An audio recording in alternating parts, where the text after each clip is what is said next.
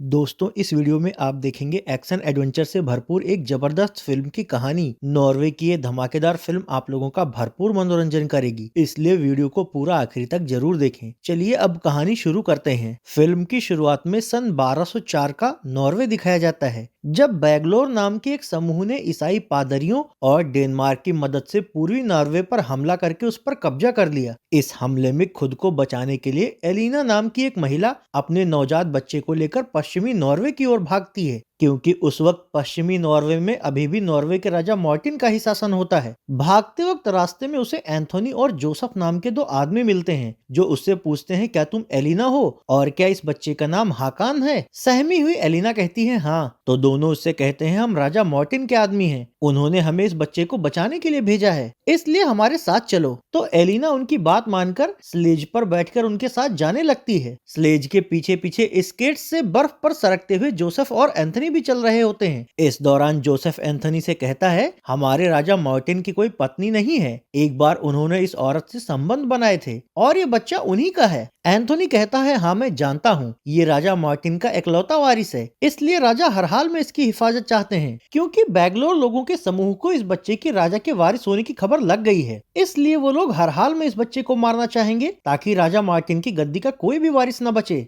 Joseph पूछता है, लेकिन अब तुम इन दोनों को कहाँ ले जाओगे? एंथोनी कहता है, उत्तरी किले में, वहाँ हमारे कुछ लोग मौजूद हैं जो इनकी हिफाजत करेंगे, तुम भी साथ चलो। जोसेफ कहता है, नहीं, मैंने अपनी पत्नी से वादा किया था कि अब मैं राजा के लिए काम करना छोड़कर उसके साथ एक आम जिंदगी जीऊंगा। तो एंथोनी उसे शुभकामनाएं देता है। यहाँ से जोसेफ अपनी झोपड़ी की ओर चला जाता है, जबकि एंथोनी महिला और बच्चे के साथ उत्तर की ओर। झोपड़ी में पहुंचने पर जोसेफ की पत्नी उससे कहती है, चारों ओर बैंगलोर का खतरा बढ़ता ही जा रहा है, उन्होंने नॉर्वे के पूर्वी क्षेत्र पर भी कब्जा कर लिया है, ऐसे में तुम्हारा राजा के लिए काम करना खतरे से खाली नहीं है। जोसेफ कहता है, जैसा कि मैंने तुमसे वादा किया था, ये मेरा आखिरी काम था। मैंने राजा के बेटे को एंथोनी के साथ उत्तर के किले की ओर भेज दिया है और अब से मैं सिर्फ तुम्हारे और अपने इस बेटे के साथ यहीं रहूंगा। ये कहकर वो अपने बेटे को दुलारने लगता है।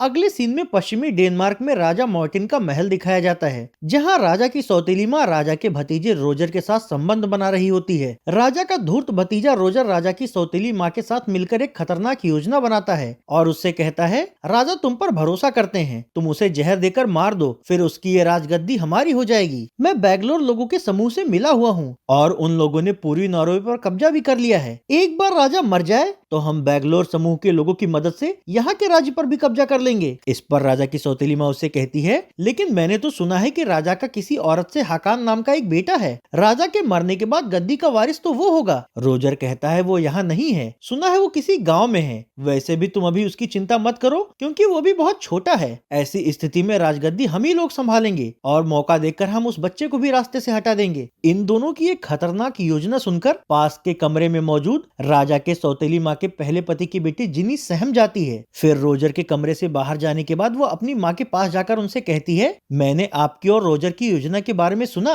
आपको ये नहीं करना चाहिए। इससे उसकी माँ घबरा जाती है और उससे कहती है, तुमने जो कुछ भी सुना उसे अपने तक ही रखना, अगर किसी को इस बारे में पता चल गया तो हम सब मुसीबत में पड़ जाएंगे। अपनी बेटी जिनी को खामोश करने के बाद वो राजा के कमरे में जाकर चुपचाप एक शराब के प्याले में जहर मिलाती है। बेचारा राजा मार्टिन अपनी सौतेली माँ की इस कुटिलता से अनजान होता है। वो उनसे कहता है, आप स्वीडन जाइए, हमें बैंगलोर समूह से लड़ने के लिए उनकी मदद चाहिए, क्योंकि चर्च और ईसाई मिशनरियां भी बैंगलोर समूह की मदद कर रही हैं। अगर जल्दी ही उन्हें नहीं रोका गया तो वो हमारे पश्चिमी नॉर्वे पर भी कब्जा कर लेंगे। इस पर उसकी सौतेली माँ कहती है, तुम चिंता मत करो बेटा, ये लो इसे पियो, मैं जल्दी ही स्वीडन से मदद लेकर लौट आऊंगी। राजा कहते हैं, अपना ख्याल रखिएगा, क्योंकि भले ही आप मेरी सौतेली माँ हैं, लेकिन मेरी माँ और पिता के मरने के बाद मेरे परिवार में सिर्फ आप ही बची हैं। ये कहकर राजा वो प्याला पी लेते हैं, जबकि उसकी सौतेली माँ घोड़े पर सवार होकर स्वीडन जाने के लिए निकल पड़ती है। थोड़ी ही देर में जहर से राजा की तबीयत बिगड़ने लगती है और वो जमीन पर गिरकर चीखते हैं। उनकी चीख सुनकर सबसे पहले उनका दुष्ट भतीजा रोजर उनके पास आता है। राजा को मरने की हालत में देखकर वो मन ही मन बहुत खुश होता है, पर बाहर से राजा को संभालने का दिखावा भी करता है। राजा उससे कहते हैं, मेरे पास वक्त बहुत कम है, इसलिए जल्दी से मेरे खास मंत्री रैगनर को बुलाओ। राजा की आवाज सुनकर रैगनर उनके पास आता है तो राजा उससे कहते हैं, मैंने बॉर्ग की एक महिला के साथ संबंध बनाए थे, उससे मुझे हाकान नाम का एक बेटा है, तुम्हें उसकी हिफाजत करनी होगी, क्योंकि मेरे बाद वही मेरी इस राजगद्दी का असली वारिस है। जब तक वो बड़ा नहीं हो जाता तब तक तुम्हें उसका और इस राजगद्दी का संरक्षक बनना होगा। ये कहकर राजा मार्टिन मर जाते हैं। राजा के अचानक से हुई मौत से महल में हड़कंप मच जाता है।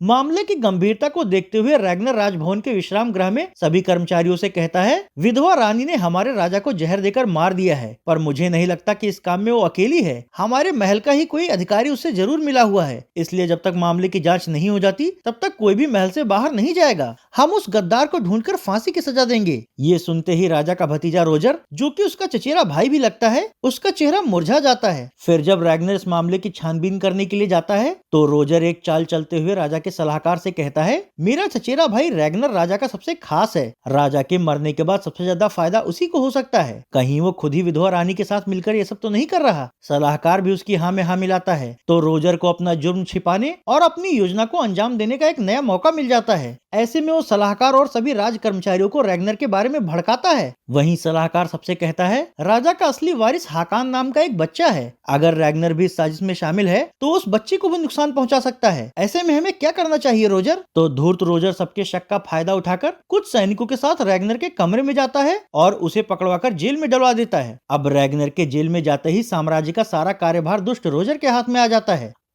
अगले सीन में रोजर के एक सैन्य अधिकारी बॉब को दिखाया जाता है, जो रोजर द्वारा भेजा गया संदेश लेकर बैंगलोर समूह के अड्डे पर जाता है और वहां बैंगलोर के प्रमुख पादरी को वो रोजर का दिया हुआ संदेश दे देता है। वो संदेश पढ़कर मुख्य पादरी अपने सैन्य कर्मियों से कहता है, पश्चिमी नॉर्वे में राजा मार्टिन मारे गए हैं। फिलहाल वहाँ का कार्यभार हमारा आदमी रोजर देख रहा है, पर अभी वो वहाँ का स्थायी शासक नहीं बना है, क्योंकि राजा का हाकान नाम का एक वारिस है। तुम लोग उस बच्चे को खोजकर मार दो, फिर जब गद्दी का कोई वारिस नहीं रह जाएगा तो हम रोजर को अपनी कठपुतली बनाकर वहां भी राज करेंगे, जिससे कि पूरा नॉर्वे हम बैंगलोर के अधीन हो जाएगा। पादरी का आदेश पाकर पादरी के सैनिक राजा मार्टिन के नवजात बच्चे हाकान को मारने के लिए निकल पड़ते हैं।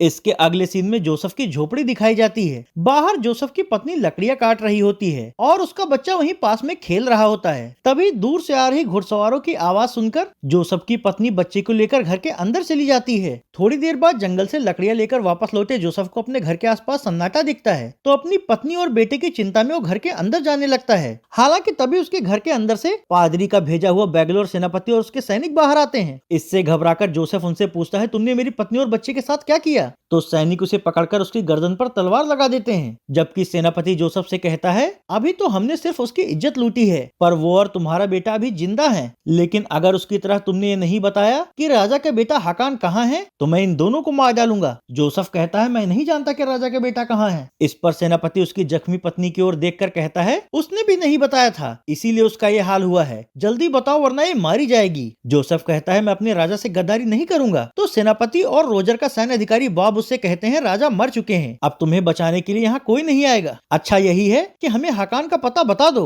तब मैं तुम्हारी पत्नी और बच्चे को जिंदा छोड़ दूंगा। मजबूर होकर जोसेफ उन्हें हाकान के उत्तरी किले में मौजूद होने की बात बता देता है। हालांकि दुष्ट सेनापति जानकारी मिलने के बाद भी अपने सैनिकों से तीर चलवाकर उसके पत्नी और बच्चे को मरवा देता है। इससे गुस्साया जोसेफ सैनिकों को ढकेलते हुए अपने घर के अंदर जाता है और दरवाजा अंदर से बंद करके अपनी मरी हुई पत्नी और बच्चे का शोक मनाने लगता है। लेकिन बैंगलोर सैनिक उसे भी मारने के लिए दरवाजा तोड़ने लगते हैं। ये देखकर जोसेफ घर की दूसरी तरफ से बाहर आ जाता है और सैनिकों से बचने के लिए बर्फ पर सरकते हुए वहां से भाग निकलता है। उसे भागता हुआ देखकर सेनापति रोजर के दूत बॉब से उत्तरी किले की ओर चलने के लिए कहता है, तो ये सभी लोग राजा के बच्चे को ढूंढने के लिए उत्तरी किले की ओर जाने लगते हैं। जोसेफ जानता था कि हाकान को मारने के लिए बैंगलोर के सैनिक जल्दी ही उत्तरी किले तक पहुंच जाएंगे, इसलिए बर्फ पर स्केट्स के जरिए सरकते हुए वो तेजी से उत्तरी किले की ओर भागता है। अगले सीन में उत्तरी क्षेत्र में मौजूद एक छोटा किला दिखाया जाता है, जहां एलिना हाकान को दुलार रही होती है। वहीं किले के ऊपरी भाग पर एंथोनी एक लड़के को ठीक से निगरानी करने का निर्देश दे रहा होता है। इसी दौरान वो लड़का एंथोनी से कहता है, कोई बर्फ पर स्केट्स करता हुआ इधर ही आ रहा है। ये सुनते ही एंथोनी चौकन्ना हो जाता है, पर जब वो देखता है कि इधर आने वाला वो आदमी जोसेफ है, तो वो किले का गेट खुलवाकर उसे अंदर ले आता है। हड़बड़ाया हुआ जोसेफ उससे कहता है, बैंगलोर का सेनापति सैनिकों के साथ बच्चे को मारने इसी ओर आ रहा है, इसलिए जितनी जल्दी हो सके हाकान और उसकी माँ को यहाँ से दूर किसी अनजान जगह पर ले जाओ। एंथोनी उसके द्वारा दी गई ये सूचना एलिना और किले में मौजूद बाकी लोगों को भी बता देता है। इससे एलिना, एंथोनी और बाकी के लड़ाके वहाँ से निकलने की तैयारी करने लगते हैं। इस दौरान किले का संरक्षक जोसेफ से पूछता है, आखिर उन्हें हाकान के यहाँ होने की बात पता कैसे चली? जोसेफ कहता है, मुझसे। ये सुनते ही संरक्षक नाराज हो जाता है और कमरे से बाहर निकलकर वहाँ मौजूद लड़ाकों से कहता है, इसने राजा के साथ गद्दारी की है, इसलिए इसे सजा मिलनी चाहिए। इस पर एंथोनी सबसे कहता है, इसने जो भी किया वो मजबूर मजबूरी में किया है। अब ये लोग वहाँ चर्चा कर ही रहे होते हैं कि तभी बैंगलोर सैनिक किले के रखवाली कर रहे एक पहरेदार को मारकर अंदर आ जाते हैं। ये देखकर अंदर मौजूद लड़ाके उनसे लड़ने लगते हैं। बैंगलोर सेनापति बच्चे को ढूंढ रहा होता है, इसलिए जोसेफ और एंथनी एलिना से उसका बच्चा ले लेते हैं और उससे कहते हैं हम दोनों इसको लेकर यहाँ से निकल रहे हैं, तुम हमें दक्षिण की ओर मिलना। एलिना पहले तो इसके लिए हिचकिचाती है, पर फिर बच्चे की हिफाजत की वजह से इसके लिए तैयार हो जाती है। वहीं बैंगलोर सैनिकों और राजा के वफादार लड़ाकों में लड़ाई जारी रहती है। इस लड़ाई के दौरान ही जोसेफ और एंथनी बैंगलोर सैनिकों को मारते हुए बच्चा लेकर वहाँ से भागते हैं। जब रोजर का सैन्य अधिकारी बॉब ये देखता है तो वो सेनापति और बाकी सैनिकों को उनके पीछे जाने के लिए कहता है। दूसरी ओर जोसेफ और एंथनी बर्फीले मौसम में स्केट्स के जरिए सरकते हुए तेजी से बच्चा लेकर वहाँ से भाग रहे होते हैं, जबकि दुश्मन घुड़सवार सैनिक उनके पीछे लगे होते हैं। अब घुड़सवार सैनिकों को अपने पीछे लगे देखकर बचने के लिए वो दोनों पेड़ों की झुरमुट वाले रास्ते में घुस जाते हैं। इससे घोड़े पर सवार बैंगलोर सैनिकों को रुकने के लिए मजबूर होना पड़ता है। अगले सीन में उत्तर का किला दिखाया जाता है, जहाँ लड़ाई के दौरान बैंगलोर सेनापति और सैनिक कुछ लड़ाकों को मार गिराते हैं और बाकियों को बंदी बनाकर उनसे कहते हैं या तो हमारी तरफ हो जाओ या फिर मारे जाओ। तो मजबूरी में जिंदा बच गए वो लड़ाके उनका साथ देने के लिए तैयार हो जाते हैं। इधर एंथोनी और जोसेफ बच्चे को लेकर अभी भी भाग रहे होते हैं, पर जब दिन ढलने लगता है तो वो दोनों बर्फ के बीचों बीच दबे मवेशियों के लिए बने हुए एक आवास में पनाह लेते हैं।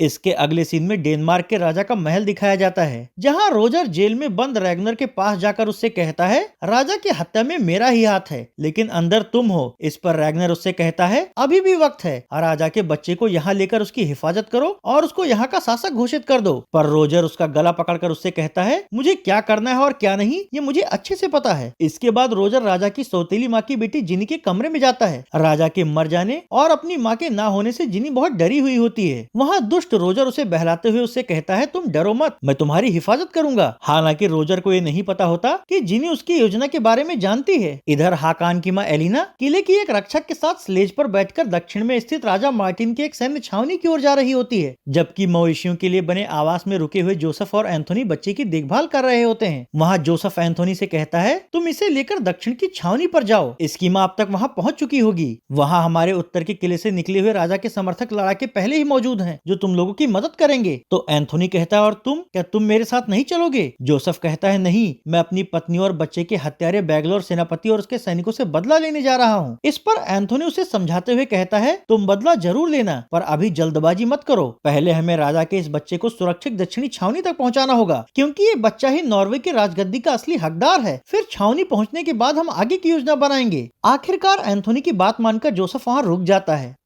अगले सीन में फिर से राजा का महल दिखाया जाता है, जहां दुष्ट रोजर महल में सभी राज कर्मचारियों और अधिकारियों को संबोधित करते हुए कहता है राजा के मरने के बाद उनका बेटा हाकान इस गद्दी का वारिस था, पर वो बर्फीले तूफान में मारा गया और हम उसे बचा नहीं सके। ऐसे में राजा के परिवार से जुड़ा होने के नाते जल्दी ही मैं राजा की सौतेली माँ की बेटी जिनी से शादी करके इस राजगद्दी को संभालूंगा। इस संबोधन के दौरान ही सलाहकार जिनी को रोजर के पास लाता है। हालांकि जिनी ऐसे मक्कार से शादी नहीं करना चाहती थी जो उसके माँ के साथ संबंध बना चुका हो, पर डर के मारे कुछ कह नहीं पाती और सैनिक तथा राज कर्मचारी भी रोजर की चालों से अनजान होने के नाते उसकी बात मान लेते हैं। इसी का फायदा उठाकर रोजर बैंगलोर के मुख्य पादरी को भी महल में रहने के लिए बुला लेता है। अगली सुबह बर्फबारी के बीच जब एंथोनी और जोसेफ बच्चे को लेकर आवास से बाहर निकल रहे होते हैं, तभी उन्हें कुछ दूरी पर बच्चे को ढूंढ रहे बैंगलोर समूह के सैनिक दिखते हैं। तो दोनों जल्दी से बच्चा लेकर स्केट्स के जरिए बर्फ पर सरकते हुए तेजी से वहाँ से भागते हैं। सैनिक भी स्केट्स के जरिए उनका पीछा करते हैं। इस भागम भाग के दौरान ही एक दो सैनिकों का संतुलन बिगड़ने से वो गिर भी जाते हैं, लेकिन बाकी के सैनिक अब भी उनके पीछे लगे होते हैं। पर अब क्योंकि जोसेफ को इन सैनिकों से बदला भी लेना होता है, इसलिए भागते वक्त वो कुछ सैनिकों को तीर चलाकर मार गिराता है। इस दौरान सैनिकों के जवाबी हमले में एक सैनिक का तीर एंथोनी को लग जाने की वजह से वो बच्चे को लेकर गिर जाता है। ये देखकर जोसेफ उसे संभालता है और अब दोनों फिर से बर्फ पर सरकते हुए वहाँ से आगे बढ़ते हैं। फिर कुछ देर चलने के बाद आखिरकार ये दोनों दक्षिणी छावनी तक पहुँच जाते हैं, जहाँ मौजूद लड़ाके उनका स्वागत करते हैं। एलिना भी अपना बच्चा वापस पाकर खुश हो जाती है। हालांकि इसी बीच तीर से घायल होने की वजह से एंथोनी गिर जाता है, तो सभी उसे उठाकर अंदर ले जाते हैं और उसके शरीर से तीर निकालते हुए उसके घाव की मरहम पट्टी करते हैं। वहाँ जोसेफ किले के सरदार से कहता है बैंगलोर्स का मुकाबला करने के लिए हमें ज्यादा से ज्यादा लड़ाकों को इकट्ठा करना होगा और राजा के वारिस इस हाकान को राजा के महल तक पहुँचाना होगा, ताकि वहाँ के लोगों को ये पता चल सके कि सिंहासन का असली उत्तराधिकारी अभी जिंदा है। इस पर सरदार उससे कहता है यहाँ तो बस सीमित संख्या में ही लोग बचे हैं और उनमें से भी सिर्फ कुछ ही लोगों को लड़ना आता है, लेकिन हम उन्हें लड़ना सिखाएंगे। वैसे हमें तो अभी ये भी नहीं पता है कि राजा के मरने के बाद वहाँ का शासन कौन देख रहा है। जोसेफ कहता है हाँ, मुझे भी इस बारे में कुछ नहीं पता।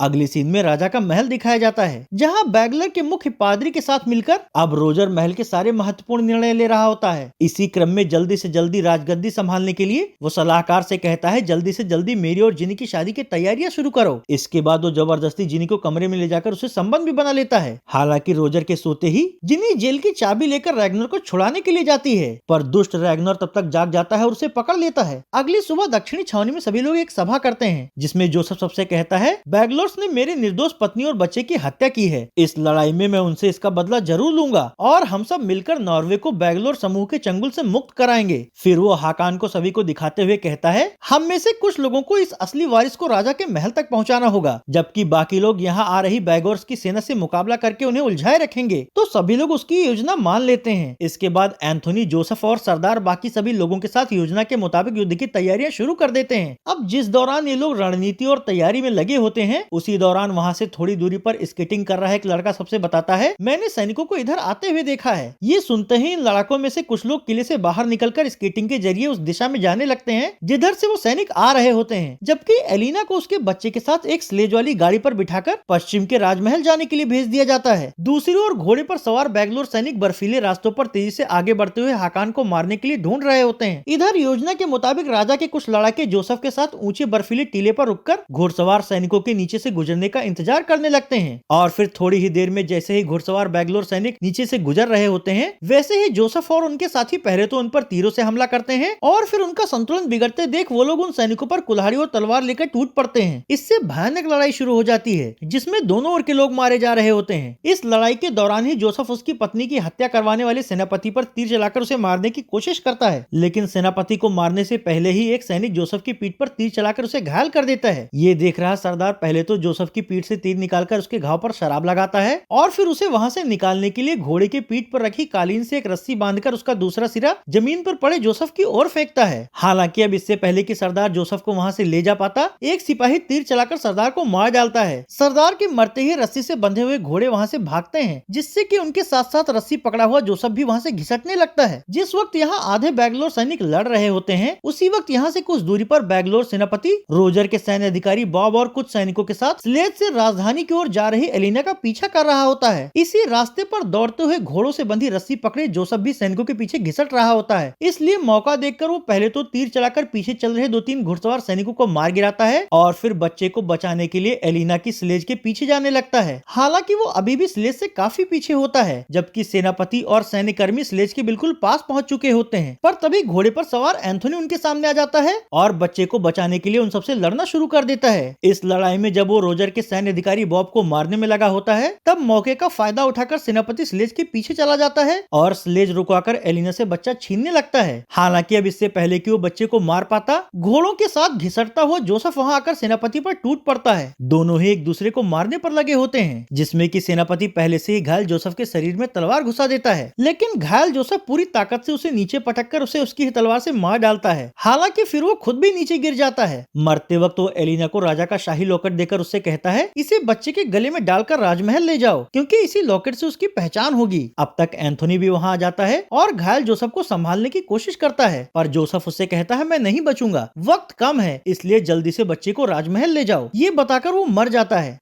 अगले सीन में महल दिखाया जाता है, जहां रोजर आज जिनी से शादी करने के लिए उसे जबरदस्ती तैयार करवाता है। जिनी डरी हुई होती है और सलाहकार जिनी की मदद करना चाहता है, तो रोजर सलाहकार को मार डालता है और फिर बैगलोर के मुख्य पादरी से महल में ही जिनी और अपनी शादी की रस्म अदायगी शुरू करवा देता है। इसी दौरान महल का गेट खुलवाकर एंथोनी, एलिना और उनके कुछ साथी अंदर आते हैं और सैनिकों से कहते हैं, हमें रैग्नर से मिलना है। तो सैनिक उन्हें पकड़ लेते हैं। इस पर एलिना उन सैनिकों को बच्चा और उसके गले में पड़ा हुआ लॉकेट दिखाकर कहती है, राजा मार्टिन का बेटा है और इस गद्दी का असली वारिस है। सच जानने के बाद सैन्य प्रमुख रैग्नर को जेल से रिहा कर देता है। जेल से आजाद होते ही रैग्नर सैनिकों के साथ महल के अंदर जाकर शादी की आखिरी रस्म पूरी करवा रहे रोजर तथा बैगलोर के मुख्य पादरी को गिरफ्तार करवाकर जेल भिजवा देता है। अब क्योंकि राजकुमार हाकान अभी बहुत छोटा होता है, इसलिए उसके बड़े होने तक रैग्नर और एंथोनी उसका संरक्षक बनकर शासन व्यवस्था संभाल लेते हैं और इस तरह ये कहानी यहीं खत्म हो जाती है।